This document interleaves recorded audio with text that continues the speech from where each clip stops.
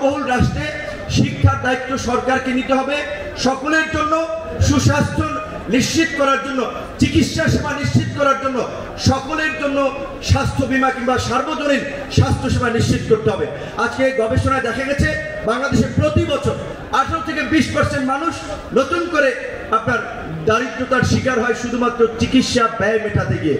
Bangabandhu Sheikh Mujibur Rahman medical বিশ্ববিদ্যালয়, যেটা BSMMU একজন ভাইস চ্যান্সেলর বলেছিলেন, ডাক্তাররা যদি কমিশন না খায় 60% চিকিৎসা ব্যয় কমে যাবে।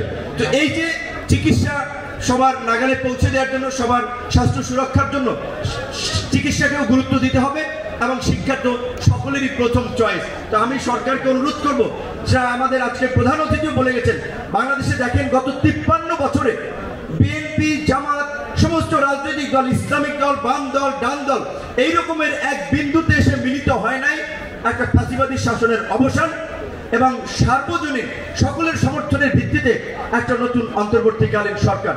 সুতরাং সরকারকে আমরা অনুরোধ করব, যেটা বিএনপির মতো একটা বড় দলের মহাসচিব বলে গিয়েছেন, আমরা এই সরকারকে এনেছি, সমর্থন দিয়েছি, আমরা এই সরকার গঠন করেছি, আমরা এই সরকারকে সব ধরনের সহযোগিতা করতে চাই, কিন্তু সরকারের কাজে সুস্পষ্ট রূপরেখা থাকতে হবে, কোনো ফাঁকফোকর থাকবে না। এই যে বিএনপি মহাসচিবরা বলেছেন যে বিরাজনীতিকরণের শঙ্কা, এই শঙ্কাটা কেন আসলো? কিছু তো কিন্তু আছে, নিশ্চয়ই কোনো আলাপ আলোচনা হচ্ছে এখানে সেখানে।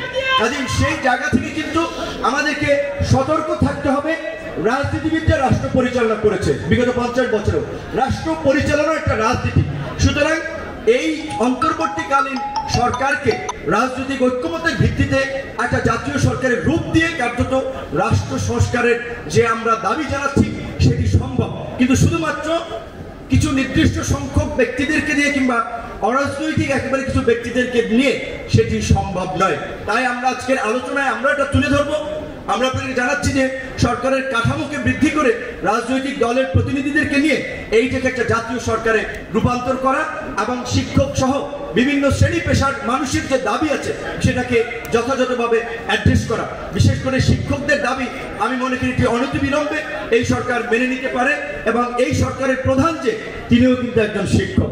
সুতরাং শিক্ষার মূল্য এবং শিক্ষকদের মর্যাদা নিশ্চয়ই তারা উপলব্ধি করবেন। বড় একটা দল, বিএনপির মতো একটা দল, তার মহাসচিব তিনি একজন শিক্ষক। এখন কিন্তু শিক্ষকদের জয় জয়কার।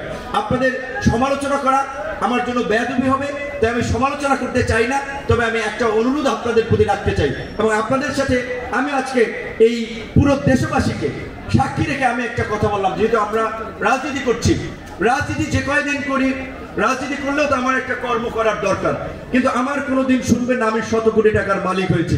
আমি গ্রামের ছেলে, আমি গ্রামেই ফিরে যাবো, ঢাকা শহরে আমার কোনো বাড়ি থাকবে না, সেই রাজনীতি আমরা করতে চাই না।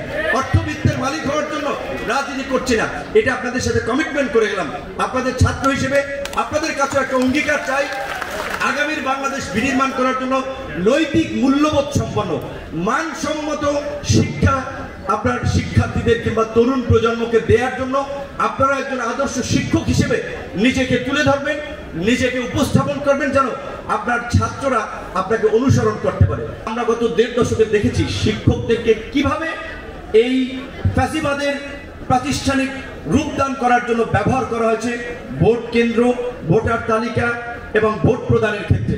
কাজে সেই ক্ষেত্রে আজকের যে বিশ্ব শিক্ষক দিবসের যে প্রতিপাদ্য যে আপনার শিক্ষায় নতুন সামাজিক অঙ্গীকার, সেই নতুন সামাজিক অঙ্গীকার প্রকৃত অর্থে শিক্ষকরাও যদি ধারণ না করে তাহলে এই জাতি গড়া সম্ভব না। নিশ্চয়ই আপনারা আমাদেরকে পথ দেখাবেন, আপনাদের সেই নতুন অঙ্গীকার সমাজকে নতুন করে পথ দেখাবে, সেই আহ্বান রেখে আমি আমার বক্তব্য শেষ করছি। আল্লাহ হাফেজ।